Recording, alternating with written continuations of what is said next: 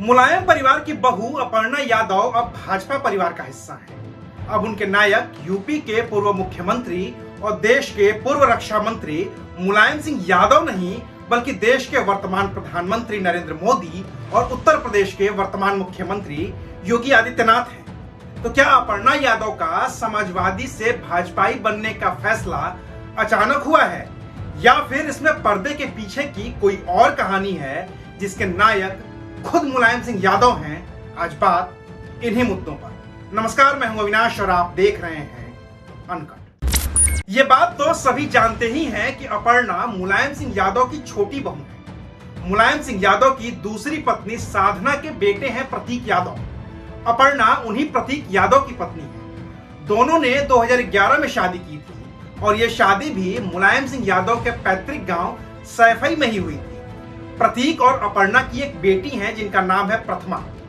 लेकिन ब्रिटेन की Manchester university से इंटरनेशनल रिलेशन एंड पॉलिटिक्स में मास्टर करने वाली अपर्णा राजनीति में कैसे आई और बीजेपी से उनकी इस कदर नजदीकी कैसे बढ़ी कि उन्होंने अपनी पारिवारिक पार्टी छोड़कर बीजेपी का दामन थाम लिया, इसकी कहानी बेहद दिलचस्प है। दिसंबर 2016 का अंत आते आते मुलायम सिंह यादव के परिवार की कलह दुनिया के सामने आ गई थी। पहले अखिलेश यादव ने शिवपाल यादव को समाजवादी पार्टी से निकाल दिया, तो फिर मुलायम सिंह यादव ने भी अखिलेश यादव और अपने भाई राम गोपाल यादव को पार्टी से निकाल दिया था। बात और बिगड़ी तो फिर 1 जनवरी 2017 को अखिलेश ने 200 से ज्यादा विधायकों के समर्थन से खुद को समाजवादी पार्टी का राष्ट्रीय अध्यक्ष घोषित कर दिया और मुलायम सिंह यादव को मार्गदर्शक मंडल में भेज दिया। जैसे जैसे 2017 के विधानसभा चुनाव करीब आए, मुलायम और अखिलेश के तो रिश्ते सहज हो गए, लेकिन शिवपाल के साथ रिश्ता सहज नहीं हुआ और फिर शिवपाल यादव ने अपनी नई पार्टी बना ली जिसका नाम रखा प्रगतिशील समाजवादी पार्टी। और जब 2017 के चुनाव के लिए टिकट बंटवारे की बात आई तो मुलायम सिंह यादव की पत्नी साधना अड़ गई कि अब उनके बेटे प्रतीक यादव को भी राजनीति में उतरना है और इसके लिए प्रतीक को टिकट दिया जाए। प्रतीक एक सफल कारोबारी हैं, तो उन्होंने अपनी मां की बात पर ध्यान नहीं दिया और व्यक्तिगत तौर पर खुद को राजनीति से अलग कर लिया। तब साधना ने प्रतीक की पत्नी और परिवार की छोटी बहू अपर्णा को आगे किया और उनके लिए टिकट की मांग कर दी। लेकिन उस दौरान मुलायम सिंह यादव की बातों को लगातार दरकिनार कर रहे अखिलेश ने अपर्णा के नाम पर ध्यान ही नहीं दिया। लेकिन साधना अड़ गई और नतीजा ये हुआ कि अखिलेश को झुकना पड़ा। विदेश से राजनीति की पढ़ाई करके आई अपर्णा को अखिलेश ने लखनऊ की कैंट सीट से उम्मीदवार बना दिया। उस कैंट सीट से जिस पर समाजवादी पार्टी कभी जीत दर्ज कर ही नहीं पाई थी। 2012 के चुनाव में जब समाजवादी पार्टी की लहर थी, तब भी इस सीट से कांग्रेस की रीता बहुगुणा जोशी ने ही जीत दर्ज की थी और 2017 में फिर से अपर्णा के सामने रीता बहुगुणा जोशी ही थी जो तब बीजेपी में शामिल हो चुकी थी। तो 2017 में लखनऊ कैंट विधानसभा का नतीजा भी कमोबेश सबको पता ही था कि होना क्या है, और वही हुआ भी। अपर्णा यादव की पॉलिटिकल लॉन्चिंग फेल रही। रीता बहुगुणा जोशी ने उन्हें करीब 35,000 से भी ज्यादा वोटों से मात दे दी। उस चुनाव में हारने के बाद से ही अपर्णा के सुर बदले बदले दिखने लगे थे।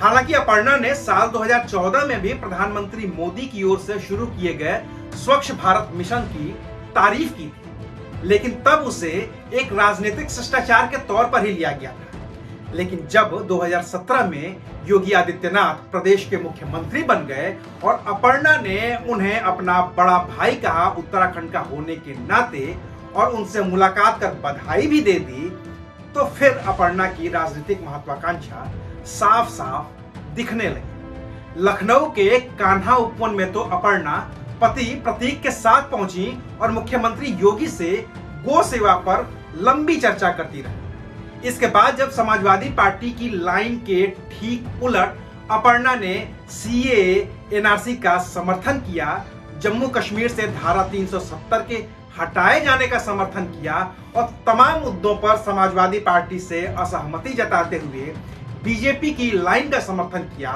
तो साफ हो गया था कि अपर्णा की राजनीति का भविष्य सपा में नहीं, भारतीय जनता पार्टी में ही है। और अब जब अपर्णा बीजेपी में आ गई हैं, तो किसी मजे हुए राजनेता की तरह बयान दे रही हैं कि उन्हें तो नेताजी यानी कि मुलायम सिंह यादव का भी आशीर्वाद प्राप्त है और वो किसी शर्त पर बीजेपी में शामिल नहीं हुई और न ही उन्हें कोई विधानसभा का टिकट चाहिए। लेकिन बीजेपी को भी पता है कि लखनऊ की कैंट सीट को लेकर जिस तरह से बीजेपी के ही वर्तमान विधायक सुरेश तिवारी और सांसद रीता बहुगुणा जोशी समेत तमाम नेता लामबंदी कर रहे हैं, उसमें अपर्णा को टिकट देकर बागियों को थोड़ी देर के लिए शांत करवाया जा सकता है। हालांकि इसके उलट वो तो ये भी सकता है कि बीजेपी अपर्णा को टिकट ही न दे और उन्हें उच्च सदन यानी कि विधान परिषद के रास्ते राजनीति में उतारे, क्योंकि अगर बीजेपी अपर्णा को टिकट देती है तो फिर अखिलेश यादव को कहने का मौका मिल सकता है